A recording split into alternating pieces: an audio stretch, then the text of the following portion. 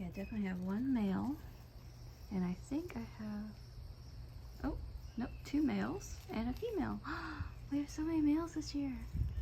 Like, I love having females, but you kind of don't save the species if you only have females hatch. You kind of need the males too. So, whoops, with that in mind, get this open.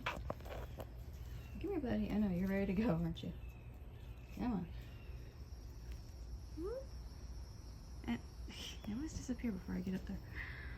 Okay, 1 male. Here's number 2. You ready to go, buddy? There you go. And my little girl here. Oops. Or not. Oh, your wings are kind of dark there. Interesting. You're flapping really good, so okay. You're a little dark on your wings. Usually it isn't a thing. Ready to go? You go fly okay?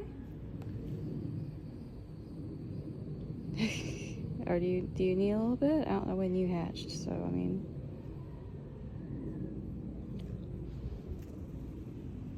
No, you're flying okay. Okay, bye. Oh, you're still there. Flying off into the woods. Oh, another successful hatchie. Yay!